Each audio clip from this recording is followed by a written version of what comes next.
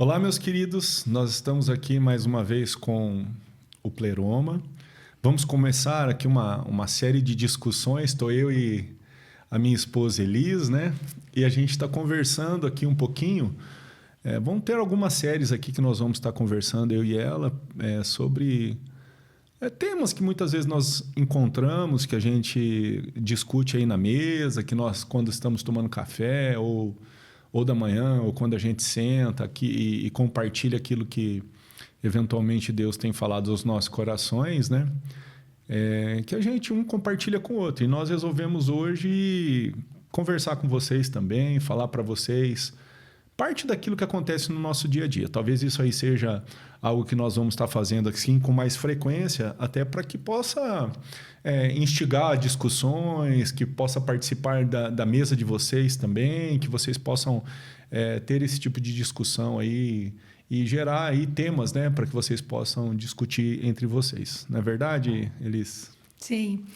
Muitas vezes Deus, quando eu orava por você, Deus dizia... Eu gosto muito de aprender com o Robson. Gosto muito de conversar com ele. Ele me ensina muito. E muitas vezes que eu orei por ele, o Senhor me dizia assim que ele ia me ensinar e ele ia andar muito mais à frente, que ele me ia ensinar muito. Então, assim, uma coisa que a gente faz muito aqui em casa, acho que depois da pandemia, né, amor? Porque na pandemia você estava muito ocupado. A gente faz enquanto os filhos ainda estavam dormindo. A gente passava um café e a gente sentava com a Bíblia, com um caderno, e a gente começava a conversar. E às vezes eu colocava uma angústia no meu coração. Amor, Deus está falando isso comigo, não sei se eu entendi isso direito. O que você pensa disso? E ali o Senhor ia falando alguma coisa, e eu ia aprendendo com ele, e às vezes aquilo tirava a gente ia discutindo e edificando nosso coração, né? Ia trazendo até outras perguntas e outras indagações, porque sempre Deus vai instigando a gente para que a gente aumente o conhecimento dele, para que a gente vá procurando, buscando, entendendo o que ele quer falar conosco, quais são os desígnios dele para a nossa vida. Então, quando ele chama atenção de algo, né, especificamente, é para que a gente preste atenção naquilo e para que a gente medite mesmo, né? Porque meditando na palavra, ele vai estar falando aos nossos corações. E isso também é como você vai conhecendo Deus e conhecendo os desígnios dele para a sua vida, né? Então, não é só uma questão é mais assim, para entender e entender que Deus fala conosco. Né? E Deus fala conosco. Assim como ele fala com você, às vezes, com plantinha, com a luz, com um passarinho. E eu acho que o casal junto, quando a gente conversa, arruma essa comunicação, eu posso entender como eu vou fazer com os filhos e como que nós vamos caminhar juntos como família, né?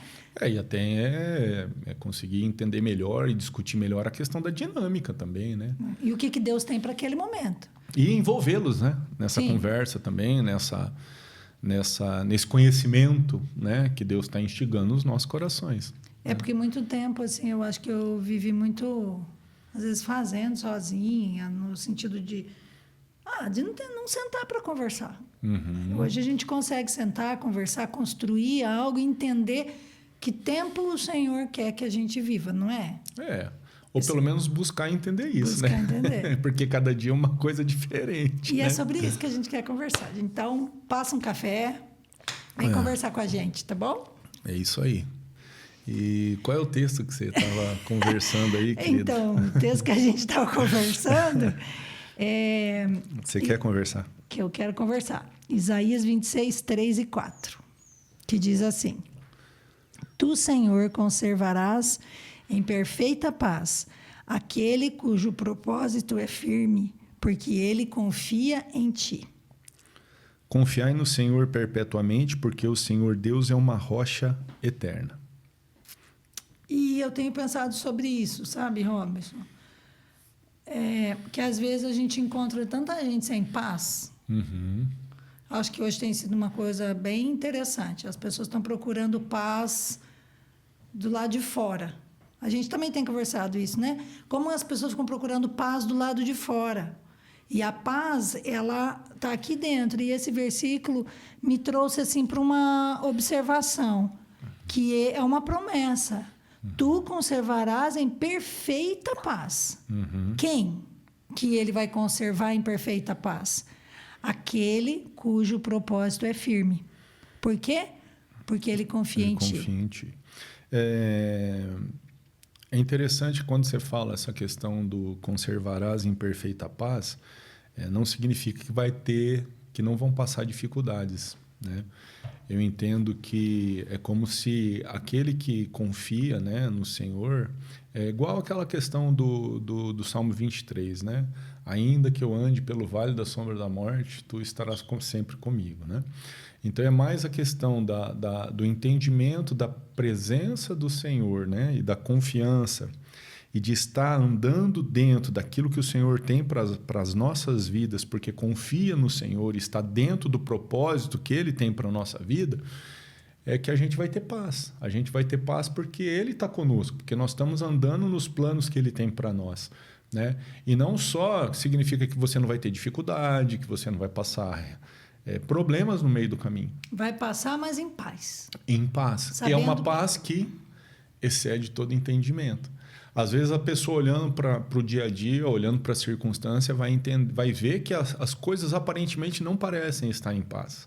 Lá fora. Lá fora, mas há uma paz interior de você estar sendo suprido, sabendo onde você vive, né? É um suprimento que vai além daquilo que é material, né? É um suprimento de dentro para fora, que nem a gente estava conversando. É algo que Deus coloca dentro do seu coração, que fala a respeito dessa paz aí, dessa tranquilidade de estar fazendo, de estar no lugar onde Ele quer que você esteja, né? E isso é uma coisa que nem sempre se explica, mas é uma coisa que se vivencia, né? Quando você tem a experiência de estar no lugar certo, escutando a voz de Deus, andando nos desígnios dEle, né? Você consegue, confiando que Ele tem tudo para a sua vida, que aquilo que você está passando é para que você venha alcançar o melhor dele para você, né? E até mesmo circunstâncias que te confrontam, né? Para que você venha a... Quem é que tem paz? É aquele que é também confrontado nas suas convicções. Não só nas convicções, mas naquilo que você tem que precisa ser confrontado. Naquelas coisas que você precisa arrumar dentro de você. Sim. Né? Que trazem angústia para você. Tudo aquilo que impede que você fique... alcance aquilo que você precisa alcançar. Para né? amadurecer também, né? Amadurecimento, que é deixar Deus trabalhar o seu coração.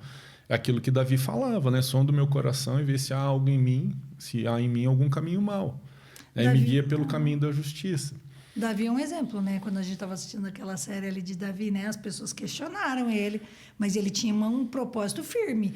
Eu sei que esse gigante não pode mais ficar afrontando Deus vivo. E é essa diferença de todo o exército. Que o exército estava treinado para fazer isso, mas não tinha convicção.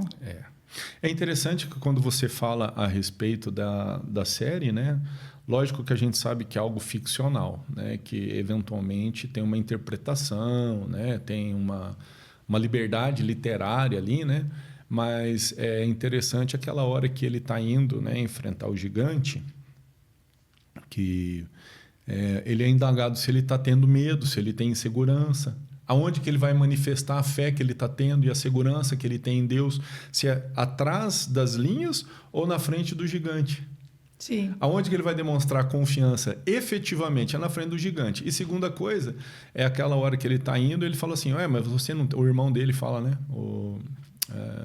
Esqueci o nome. Eliabe. Né? Ali coloca como se fosse Eliabe, né? Falando para ele. Então você não sente medo? Ele falou, não, pelo contrário, eu estou sentindo medo, mas não é o medo que me para. Não são as circunstâncias que me param, né? Porque eu sei em quem eu confio. Né? Se eu tenho a confiança no Senhor, não são as circunstâncias que vão me parar, ou não são os sentimentos que vão me parar. E isso também é viver a paz que excede todo entendimento. Porque, às vezes, no nosso entendimento, a gente pode ter realmente uma angústia, um desconforto, um descontentamento, mas há uma paz que nos traz tranquilidade, porque nós confiamos no Senhor e sabemos que Ele está conosco, nos guiando por um caminho, que é o caminho que ele tem para a nossa vida. Eu vi uma frase hoje que eu gostei, ele falava assim, eu tenho medo, mas não me falta coragem. É mais ou menos isso. É bem isso aí.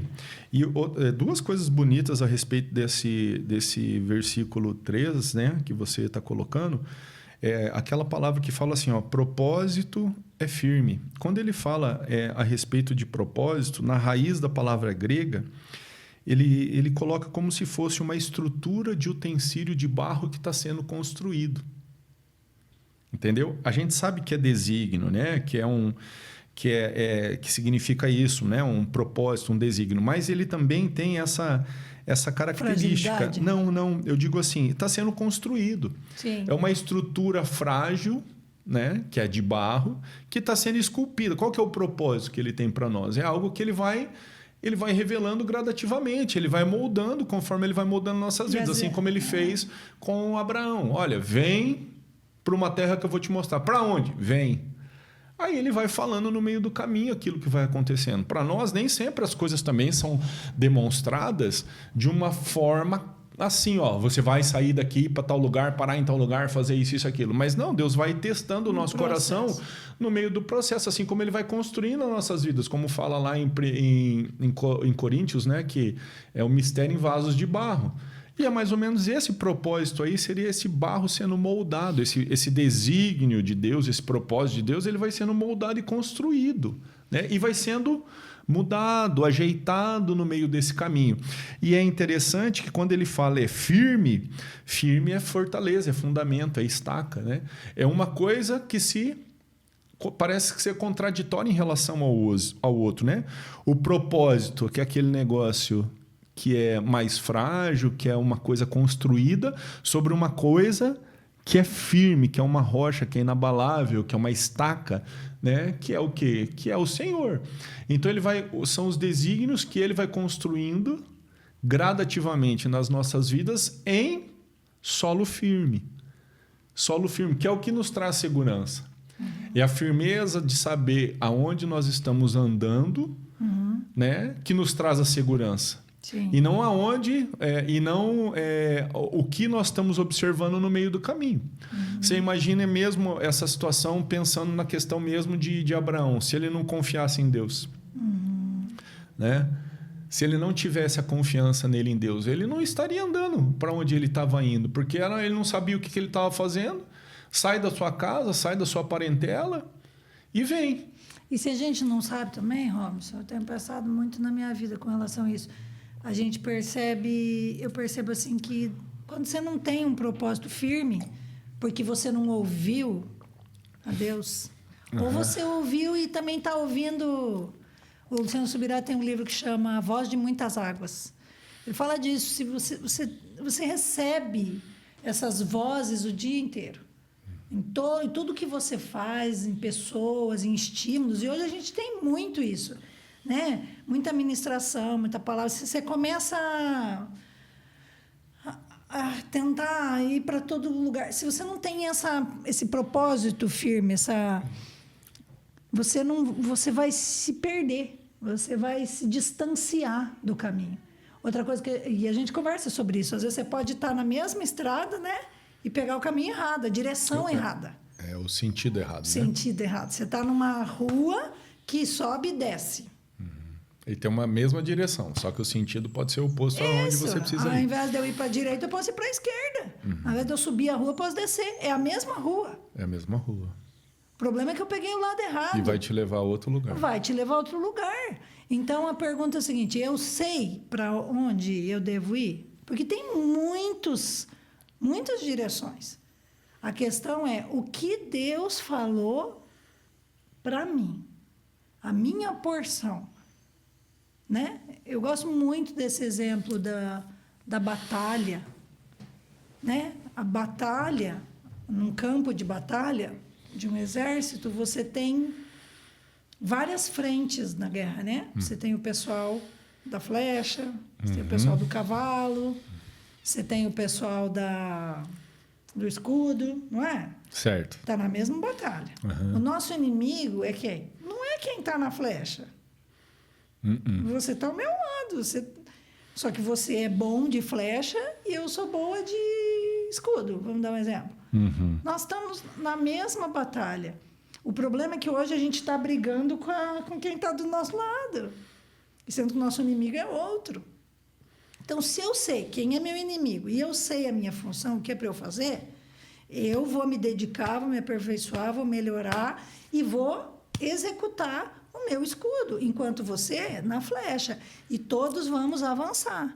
Agora, se ao invés de eu avançar para cá, eu ficar avançando aqui, ou querendo...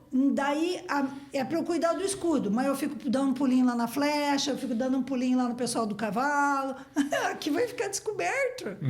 Então, é importante, e Deus tem falado muito comigo, Elis, a sua paz está no seu propósito firme, o que você tem para fazer, o que eu chamei você para fazer. Faça o que eu te chamei, minha filha, porque ali vai estar a sua paz. Você vai me ouvir, você vai sentir paz, você vai executar em paz, você vai cumprir juntos com seus irmãos. Vocês vão construir todo um tempo, algo para esse tempo. E se você está naquele local cumprindo isso, né? O Senhor vai te dar segurança para que você possa realmente fazer, né? E você desempenhar isso, né?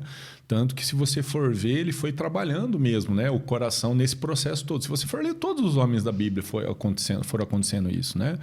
Se você for ver Moisés, aquele primeiro Moisés que fala com Deus na sarça, ele é muito diferente do Moisés lá da frente, né? Em termos de segurança, de experiência com Deus, de tempo, de confiança, né? Naquilo que Deus estava falando. É outra pessoa, né?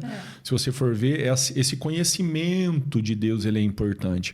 E talvez, assim, eu entendo que até esse propósito firme, né? Que é isso que está sendo construído, que vai ser algo sobre algo inabalável, né? Porque até para frente ele fala isso, né? Confiai no Senhor perpetuamente, ou seja, sempre, né? Porque o Senhor é uma rocha eterna. É aquele que você tem que realmente pôr a sua confiança. Você pode pôr a confiança aqui porque ele é inabalável. E ele é inabalável quando? Sempre. Sempre ele é inabalável. Né? Sempre você pode pôr a sua confiança nele, né? E confiar nesse desígnio que está sendo firmado nele, né? E andar nessa confiança, porque é inabalável, ele é inabalável. Então, a nossa confiança, a nossa segurança é o Senhor. E é exatamente isso. E essa construção é que vai te trazendo segurança para que você possa agir. Né? Entendendo, realmente, é interessante essa colocação que você expandiu ali, né? Fora da questão do texto, quando você falou que Deus fala com você sobre o lugar onde você está, né? Que seria a respeito do propósito, né? Que Deus coloca você muitas vezes fazendo algumas coisas, né? E muitas vezes assim a gente escuta e olha o outro, né? As outras pessoas que estão ao nosso redor, né? E isso pode ser assim uma coisa muito boa que nos inspire, né? Nos inspira a buscar Deus, nos inspire a orar para entender os desígnios dele sobre nossas vidas. Mas você não pode também querer que o propósito daquela pessoa se torne o propósito da sua vida. Né? E uma outra coisa que fala para mim... se perde. E outra coisa que fala também ao meu coração relacionado a isso é não só olhar aquilo que Deus tem falado para outra pessoa e tomar aquilo como se fosse para a minha vida, mas também não buscar o propósito e o desígnio que Deus tem para mim. Entendeu? Eu tenho que procurar esse propósito, eu tenho que escutar do Senhor. Né? E isso para que eu conheça Ele, porque nesse plano, você imagina se Moisés não procurasse o Senhor. Você imagina se Moisés não fosse lá atrás dele.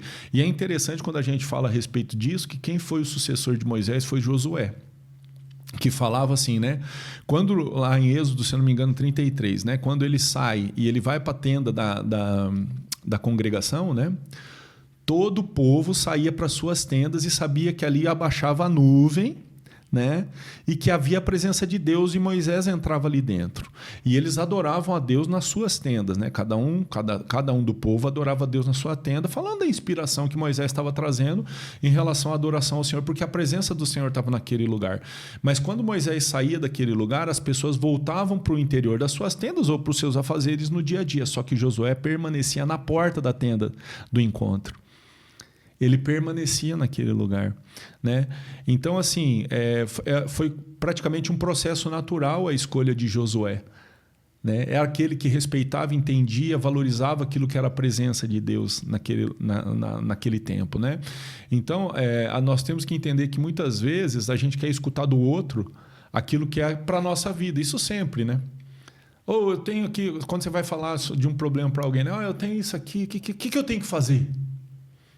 O que você faria? Né?